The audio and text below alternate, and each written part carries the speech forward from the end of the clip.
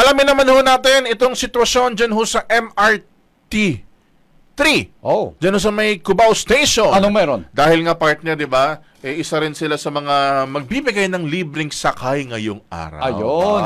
Di ba? Oh. Pero para ho sa mga kababaihan, mga kabrigada, di ba? Dahil nga ho ngayon po ay National Women's Month, mga kabrigada, at National Women's Day din, partner, di ba? Ngayon yun eh. Di ba? March 8. Ayan. Yung libreng sakay na yan, Brigada Gabs, pangilan? Pangalawa, pangatlo? Parang pangalawa. Pangalawa Na, di ba, may first day na nagbigay sila ng libre. So ngayon, ito, parang pangalawa to eh. Okay. Pero kung hindi ako nagkakamali, partner, sa MRT, first day pa lang to. Sa MRT? Sa MRT, kasi ang una nag-announce, partner, yung LRT2. Oh. Di ba? So parang, syempre, nag-LRT2, ginawa na rin sa MRT3. Gumaya. Sa ibang linya naman ng tren. Alamin nga ho natin kung ano-anong oras ba. Kasi may oras lang yan, hindi naman yan whole day, partner. At kung marami na ba yung mga nakalibre ng sakay dyan ho sa MRT. Live mula sa Cubao Station, Brigada Gigo Boy Custodio, i-brigada mo! Brigada Live Report. Nako, kanina pa lang alas 7 ng umaga, marami-rami na talagang nag-avail ng libreng sakay at ngayon ng International Women's Day, ikinatawa ng mga kabrigada nating kababaihan ang libreng sakay na handog ng MRT3. Mula nga kaninang alas 7 ng umaga hanggang sa mga oras na ito, mahigit 1,000 mga kababaihan na nahandugan ng libreng sakay. Yang bilang na ayan, Brigada Gab and Brigada Abs, ay sa Araneta, Cubao Station pa lamang ha. Hindi pa kasama yung ibang mga istasyon ng MRT3. Madali lang yung proseso after ng bag inspection, diretso sa service gate. At syempre, doon na ibibigay yung magnetic ticket na gagamitin nga para sa libreng sakay. Hanggang alas 9 lamang ito ng umaga ngayon. At mamayang hapon, magbabalik ito ng alas 5 ng hapon hanggang alas 7 ng gabi. Bukod sa MRT3, may libreng sakay din ng LRT2 ngayong araw. 7 a.m. to 9 a.m. at 5 p.m. hanggang 7 p.m. yung schedule. Itong libreng sakay na ito ay bahagi ng pakikiisa ng dalawang linya para nga sa selebrasyon ng Women's Month at pasasalamat at pagginala sa mga kababaihan. Kahapon, personal naman na namahagi si General Manager Oscar Bongon ng MRT3 ng libreng pamaypay sa mga kababaihan sa North Avenue Station at sa loob ng tren.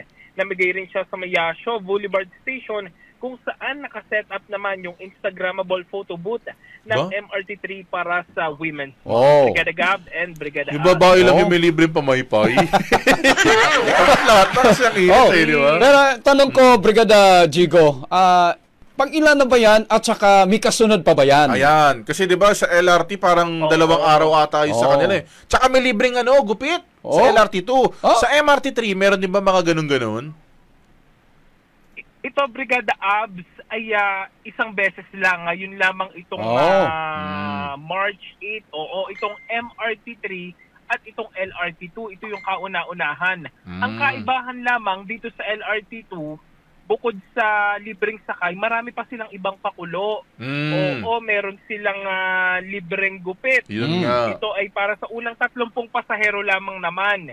Ito ay may mga date. Yung libreng gupit ng LRT2 ay sa March 12 sa Antipolo Station at sa March 19 at sa March 26 naman sa Cubao Station. Ito ay unang 30 pasahero na mga babae. Magbibigay din ito pala ay natapos na kasi sama nung Antipolo, nagbigay naman sila ng rosas sa mga kababaihan. Ito tapos yung ilan pang benepisyo ngayong Women's Month, libreng pagkuha ng civil registration documents para sa unang babaeng kliyente sa Philippine Statistics Authority CRS outlets sa buong bansa. Yan naman ay sa March 10, March 17 at sa March 24. Tapos libre rin yung entrance fee para sa mga babaeng bibisita sa Ninoy Aquino Parks and Wildlife Center ngayong March 8. Siyempre, layon talaga ng programang ito na ipakita yung pagpapahalaga sa kontribusyon ng mga kababaihan sa lipunan at magbigay na rin ng kaunting ginhawa sa kanilang pang-araw-araw na At saka, Brigada Gigo, yung mga ganyan na mga programa, doon mararamdaman ng mga babae na talagang babae sila dahil may ganitong mga benepisyo at ganitong mga pagkilala. Actually, kanina, yung isa sa mga nakausap natin, nagulat siya kasi nakapila siya sa may ticketing booth, Brigada Abs. Oh. Kasi isa siyang guro eh. Oo, so parang meron silang electoral na practice dito sa may Mother Ignacia sa Quezon City at galing pa siya ng San Juan, Green Hills. So ang nangyari, tinawag siya ng guard at sabi nga ay may libreng sakay. At nung nakausap natin siya kanina, natuwa siya kasi kahit minsan daw sa isang taon, nabigyan talaga sila ng pagpapahalaga. Kahit isang libreng sakay lamang ito, napakalaki ng tulong nito para sa kanila dahil ang hindi naman to sa libreng sakay kumbaga parang ang inaano nila dito is yung appreciation sa Yon. pagbababain nila. Correct. Yun. Pero nagtataka lang ako, no, buti hindi sumunod yung LRT1. Kasi dapat hindi rin sila napahuli, di ba? LRT2, MRT. Yung Tinignan nga natin kanina kung Oh. may libreng sakay itong LRT1 kasi imposible namang wala din ito dahil nga yung LRT2 at MRT3 meron. Pero nung tinignan natin yung official Wala na Facebook page, wala yung LRT1. Iba-iba yung may-ari niyan. Iba-iba yung management kasi niyan, partner. Ganun Iba-iba. ba?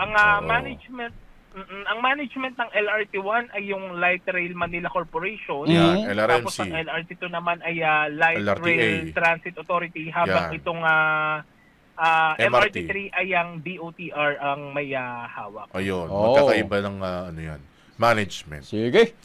O siya, Jigo, Mm. maraming salamat! Thank you. Maraming salamat. Happy weekend. Happy In the weekend! heart of changing lives. In the heart of changing lives. Ito, si Brigada Jigo Custodio ng 105.1 Brigada News of Manila, the Music News of Original. Ang bahaging ito ay hatid sa atin ng Drive Max Coffee. Ligayang tuloy-tuloy.